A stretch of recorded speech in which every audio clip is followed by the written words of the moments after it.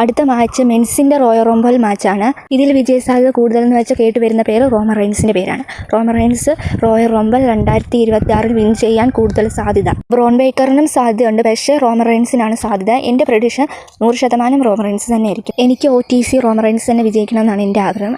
100% ഞാൻ വിശ്വസിക്കുന്നു Roman Reigns തന്നെ വിജയിക്കുമെന്ന് എൻ്റെ പ്രഡിക്ഷൻ ഞാൻ പറയുന്നു. എന്തായാലും റോമൻ റെയിൻസ് മാച്ച് കളിക്കും, റോയൽ റംബിൾ മാച്ച് കളിക്കും. അത് WWE തന്നെ ഒഫീഷ്യലി പറഞ്ഞിട്ടുള്ളതാണ്. ഒരു വീഡിയോയും കൂടെ WWE പുറത്ത് വിട്ടിട്ടുണ്ടായിരുന്നു. ഇനി റോമൻ റെയിൻസ് എത്രാമത്തെ നമ്പറിൽ വരുമെന്ന് മാത്രം കൂടെ അറിഞ്ഞാൽ മതി. ഞാനൊരു പ്രഡിക്ഷൻ പറയാമെന്ന് ചുമ്മാ 19ാമത്തെ നമ്പറിൽ വരുമെന്നാണ് എൻ്റെ പ്രഡിക്ഷൻ. അവസാന ഘട്ടം റോമൻ റെയിൻസും കോഡി റോസും ആയിരിക്കും. കോഡി റോസിനെ റിങ്ങിന് വെളിയിൽ പുറത്തിട്ടിട്ട് Roman Reigns Royal Rumble winner ആവുന്നത് നമുക്ക് കാണാൻ ചിലപ്പോൾ സാധിക്കും. അല്ലെങ്കിൽ നമുക്ക് കാണാൻ സാധിക്കുക റോമൻ റെയിൻസും ബ്രോൺ ബേക്കറും ആയിരിക്കും അവസാന ഘട്ടം.